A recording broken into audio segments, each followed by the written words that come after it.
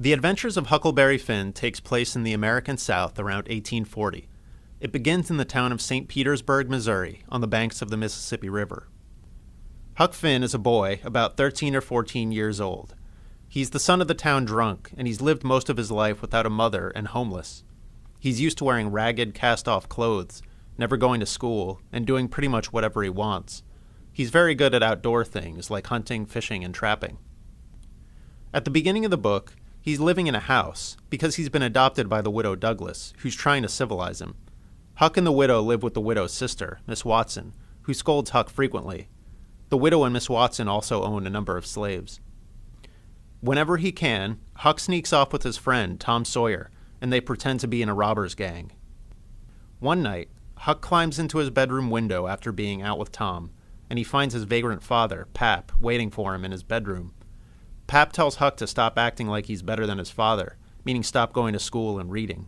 He makes Huck give him money so he can get drunk. After a while, Pap kidnaps Huck and takes him to live with him in a cabin in the woods by the river. Huck is happier in some ways, being out of school, but Pap gets drunk a lot and beats Huck, and even tries to kill him when he gets so drunk he's hallucinating. One night, when Pap is out, Huck fakes his own murder and escapes to Jackson's Island. After a few days on the island, he stumbles onto the remains of a campfire and realizes someone else is on the island too. The other person turns out to be Jim, a slave owned by Miss Watson, and part of the household where Huck lived with the widow. Jim says he's run away because he heard Miss Watson talking about selling him down the river for $800. If that happened, he would be taken from his family and brought down to New Orleans to be sold as a field worker in the Deep South. Huck promises right off not to tell anyone that Jim ran away, but he knows that keeping this secret is a big deal. Jim is going to be hunted, and any white person who sees him might stop him and try to take him into custody. Huck also knows that other white people would despise him for helping a runaway slave, but he doesn't care about this too much because he spent his whole life not following the rules and being looked down on by most of his town. He describes himself as sort of low down and ornery, so breaking a rule doesn't bother him. Huck and Jim strike up a friendship pretty quickly. They mostly talk about superstitions and signs, such as things that say whether you're going to have bad luck or get rich. They find a cave high up on the island to camp in, and soon there's a big storm that makes the river rise and cover most of the island. They catch a raft floating by. A while later, a house that's been carried off in the flood floats by. They go in and find some clothes and money and other items, and they see a dead man inside the house. Huck goes to the shore to see if he can hear any news. He dresses in girl's clothes that he found in the house, and he speaks to a woman in a cabin.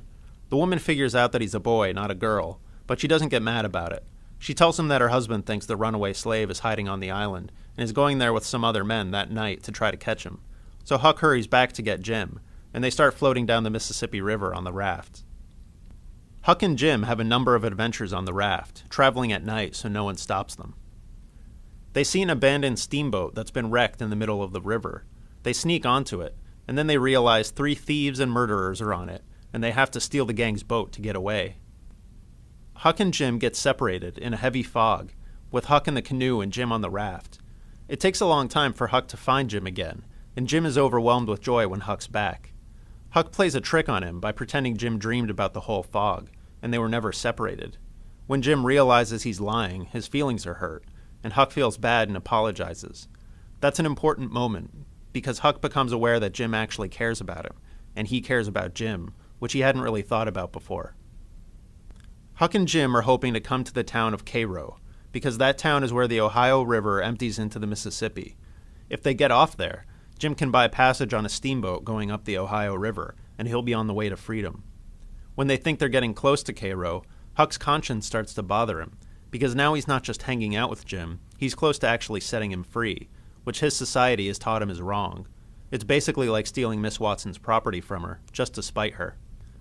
But it turns out they passed Cairo in the fog, and they can't travel back upstream because they're in a raft.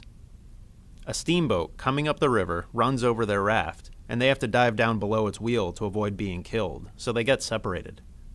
Huck comes ashore all wet, and goes to the first house he sees. He winds up getting taken in and adopted by a family called the Grangerfords. He stays with them for a number of days, becoming friends with a boy his own age named Buck. The Grangerfords have been in a feud for 30 years with another large, wealthy family called the Shepherdsons. The feud comes to a head when Buck's sister, Sophia Grangerford, runs off and elopes with one of the Shepherdsons. A gun battle takes place in which Buck and other family members are killed, and Huck runs away. Huck reunites with Jim, who's been hiding in the woods with the Grangerford slaves bringing him food. They keep going down the river, and the next thing that happens is that they rescue a pair of con men who are being chased by a crowd of people they've swindled. Huck and Jim take them onto the raft and carry them away. The problem is that once the con men are on the raft with them, they don't want to leave, and there's nothing Huck and Jim can do about it. The two men call themselves the Duke and the King. One claims that he's really the Duke of Bridgewater, and the other claims that he's the son of Louis XVI and should be the King of France. The Duke and the King plan all sorts of scams on the raft. They practice Shakespearean acting and sword fighting, and plan to impersonate famous actors from London on tour at the next town they come to.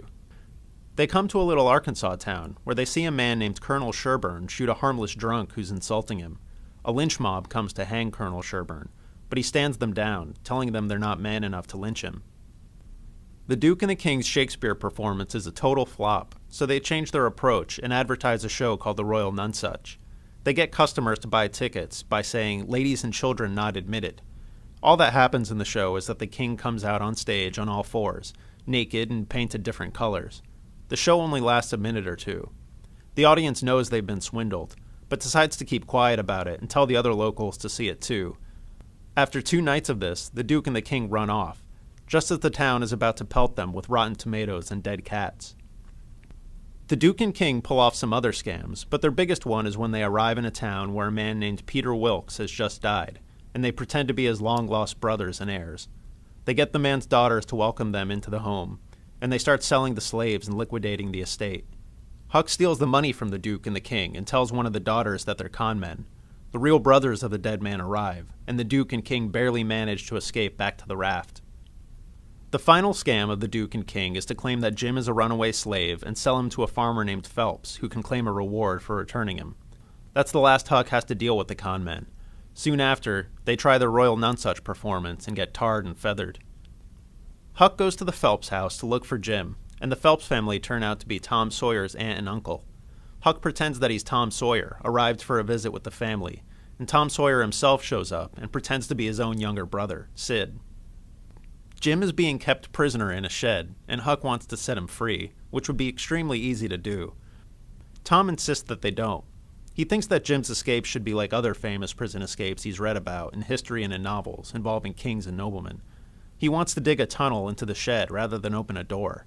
He wants Jim to write notes and carve inscriptions in stone to throw out of the prison, and to water a plant with his tears, and to make friends with spiders and snakes, and he makes Jim and Huck participate in all of this. Finally, they set him free, but they've sent anonymous letters warning the Phelps of danger. So when they escape with him, farmers shoot at them and hit Tom in the leg. They escape to the raft, but Huck has to get a doctor to help Tom, and the doctor turns in Jim and Tom. Tom's Aunt Polly arrives and exposes the truth about who Huck and Tom are. Tom reveals that Jim was free all along. Miss Watson had died and set him free in her will. Tom was just interested in the adventure. Jim tells Huck that his father, Pap, is dead too. He was the dead man on the floating house. Tom's Aunt Sally says she wants to adopt Huck and civilize him, but Huck's had enough of this, and he decides to travel to the west. For more information about the adventures of Huckleberry Finn, check out The Adventures of Huckleberry Finn Sparknote on sparknotes.com. For a translation of the entire book into modern English, go to No Fear Literature at sparknotes.com.